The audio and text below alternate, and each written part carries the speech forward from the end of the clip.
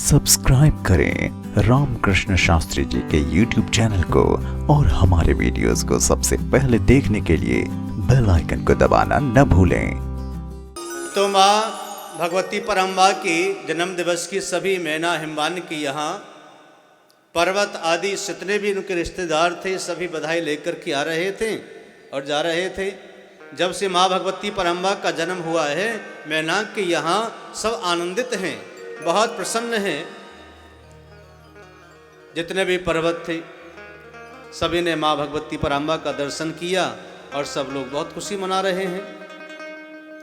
माँ जगदम्बा को मैना अपनी गोद में लेती हैं और कभी उठाती हैं, कभी देखती हैं, कभी पालने में उनको सुलाती हैं, कभी पालने में उनको सुला देती हैं, अद्भुत श्रृंगार करती हैं। पालने में माँ भगवती परम्बा को झुला करके बार बार दर्शन करती हैं, निहारती हैं, देखती हैं। वात्सल्य भाव है माँ का, तो बच्चे का जैसे पल पल माँ ध्यान रखती है। सुंदर पालना बनाया और जितने भी वहां सखी आती थी सभी माँ को झूला झुलाती थी,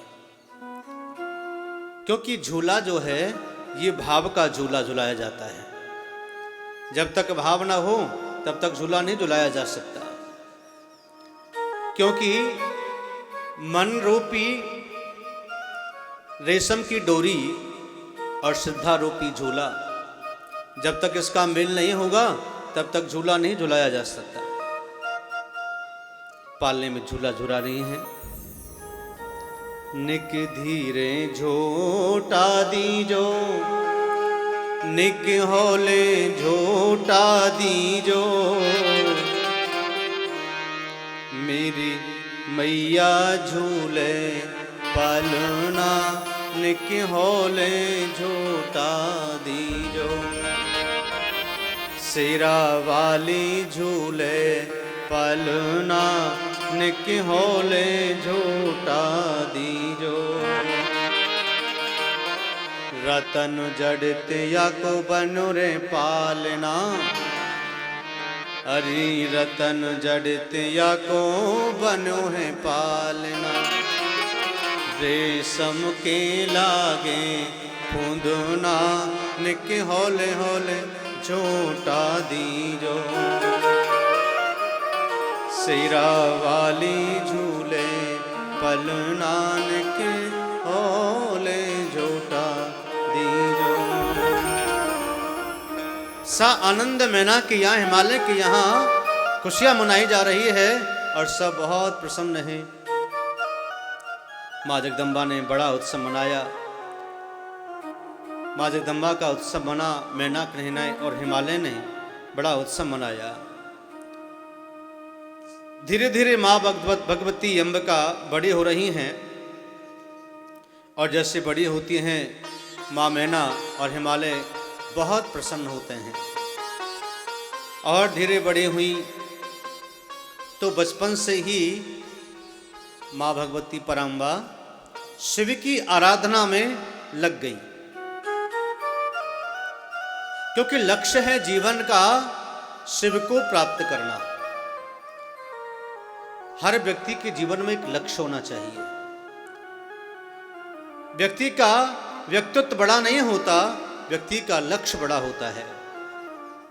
लक्ष्य श्रेष्ठ हो, लक्ष्य बड़ा हो।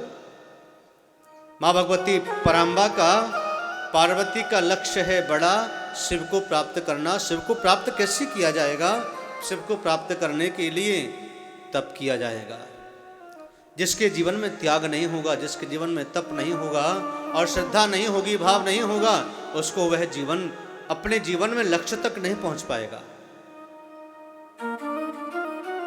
इसलिए ध्यान रहे कि जीवन में अगर लक्ष्य को प्राप्त करना है तो त्याग बहुत जरूरी है, उपासना जरूरी है। उपसमीपे इति उपासना। जिसके जीवन में उपासना है वही अपने लक्ष्य की ओर पहुंचता है। तो भगवान शिव की आराधना करने लगी। इधर सभी देवता एक तारकासुर नाम के दैत्य से बहुत परेशान है। ये तारकासुर का जो दैत्य है, ये तारकासुर दैत्य देवताओं की अमरावती पर राज्य कर लिया, देवताओं को भगा दिया और सारा राज्य अपने काबू में कर लिया। अब देवता यहाँ वहाँ भ्रमण कर रहे हैं, इधर उधर घूम रहे हैं, क्या हम कहाँ रहे। तारकासुर ने ब्रह्मा से वरदान प्राप्त किया हुआ है कि किसी से भी वह मरेगा नहीं। अगर ये काम कोई कर सकती हैं तो माँ जगदम्बा ही कर सकती हैं, क्योंकि तारकासुर ने वरदान प्राप्त किया है ब्रह्मा से कि नारी के हाथों से मेरी मृत्यु हो। और नारी अबला होती है, नारी कमजोर होती है, उससे मैं मर नहीं पाऊंगा, युद्ध में जीत जाऊंगा। इसलिए तारकासुर ने यह वरदान मांगा। देवता भगवान शिव की शरण में गए कि प्रभु, हमारे इस जीवन में जो बहुत बड़ी विपत्ति आई है, इसको मिटाने वाले प्रभु केवल आप ही हैं और कोई नहीं है। लेकिन भगवान शिव तो समाधि में थे, कोई जवाब नहीं दिया। समाधि पूरी हो तो कुछ बोले। देवताओं को पता लगा कि हिमवान और हिमैना की यहाँ पे माँ जगदम्बा ने जन्म लिया है, तो माँ जगदम्बा की चरणों में जाकर के स्तुति वंदन करने लगे कि दुर्गे स्मृता हरसि भीतिमशेष जंतो स्वस्ति स्मृता मतमती शुभां ददासि दारिद्र्य दुख खवै हारिणी का तुदन्या सर्वोपकार करणाय सदार्ध चित्ता या देवी सर्वभूतेषु दयारूपेण संस्थिता नमस्तस्यै नमस्तस्यै नमस्तस्यै नमो नमः। हे माँ भगवती पराम्बा, हम तारकासुर के भय से इधर उधर भ्रमण कर रहे हैं। हमारी अमरावती पर उसने राज्य अधिकार जमा लिया है और हमारा कार्य आपके हाथों से ही होगा। आप कृपा करें हमारे ऊपर। किया श्री स्वयं सुकृतनां भवनेषु लक्ष्मी पापात्मनां कृतिधियां हृदयेषु बुद्धि श्रद्धा सतां कुलजन प्रभमस्य लज्जा तां त्वां नतास्मि परिपालय देवी विश्वम्। कि यस्या प्रभावमतुलं भगवानन्तो ब्रह्महरस्य न किं वक्तुं मलं बलं च सा चण्डिकाखिल जगति परिपालनाय नाशाय च शुभ भयस्मतिं करोति। हे माँ भगवती पराम्बा, आप हमारा ये कार्य कर दीजिए। माँ जगदम्बा ने कहा अपने स्वरूप को दिखाकर के देवताओं को दर्शन दे करके कि देवताओं बिल्कुल भी चिंता मत करो, कदापि भय मत करो, मैं आपके कल्याण को अवश्य करूंगी। मैं बहुत ही जल्दी आपके कार्य को करूंगी।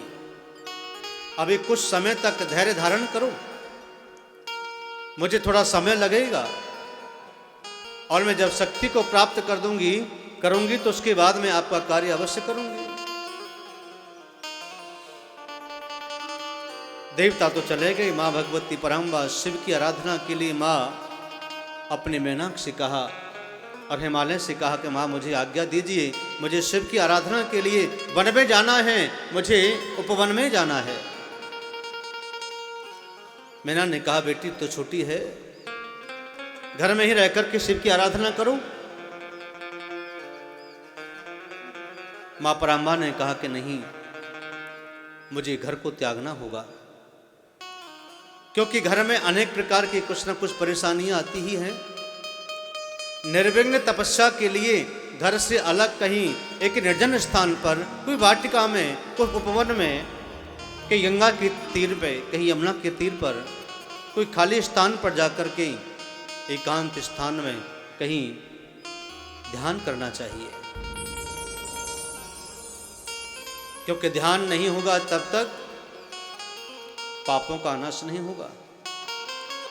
भगवान की ध्यान करने से, माँ भगवती पराम्बा का ध्यान स्तवन करने से ही व्यक्ति के पापों का नाश होता है। इसलिए भगवान का और माँ भगवती पराम्बा का चरणों से लेकर के और सिर तक पूरे अंगों का ध्यान करना चाहिए। एक एक अंग का ध्यान करिए। भगवान के शांत चित्त को, माँ भगवती पराम्बा के उस शांत चित्त को आप उनका स्तवन करें, ध्यान करें। क्योंकि ध्यान लगाने से ही मन के जो विकार हैं ये दूर होते हैं।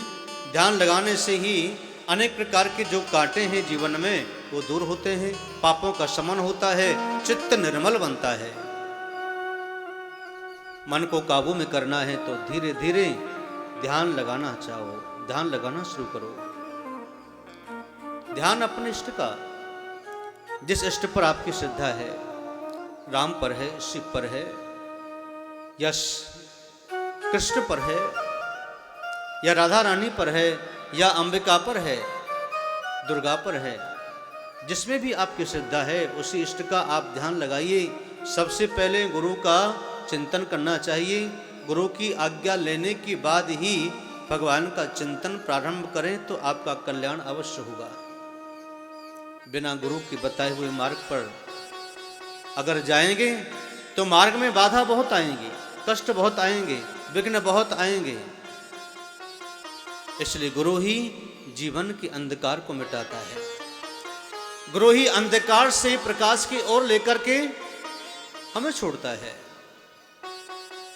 इसलिए ध्यान रहे जीवन में गुरु की आवश्यकता है। गो माने अंधकार, रू माने प्रकाश। दो ही शब्द हैं गुरु के, गु और रू। गु माने अंधकार, रू माने प्रकाश, जो अंधकार से निकाल करके प्रकाश की ओर ले जाए। संसार की वासनाओं से संसार में भटके हुए जीव को निकाल करके भगवान के चरणों में मन लगा दे, वही तो गुरु है। मां भगवती पराम्बा नारद जी को गुरु बना करके उपवन की ओर गई और वहां शिव का ध्यान करने लगी, शिव का चिंतन करने लगी। चिंतन करते करते करते करते बहुत समय व्यतीत हो गया। और जब समय व्यतीत हुआ तो देवता मन में विचार कर रहे थे कि अब तो माँ भगवती पराम्बा हमारा कार्य कर ही देंगे, क्योंकि जब तक माँ पराम्बा शिव के साथ विवाह नहीं करेंगी तब तक हमारा कार्य सिद्ध नहीं होगा। क्योंकि शिव और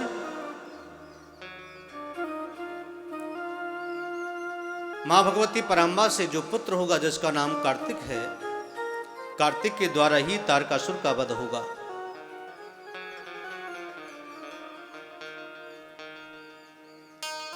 मुनिराज कहते हैं वेद व्यास जी कि राजन, माँ भगवती ने उपवन में जाकर की अपनी जया विजया सखियों को साथ में ले जाकर के वन में तपस्या प्रारंभ कर दी तो वहां बहुत ऋषि मुनि संत आते और सभी पूछते कि आप निर्जन वन में हैं,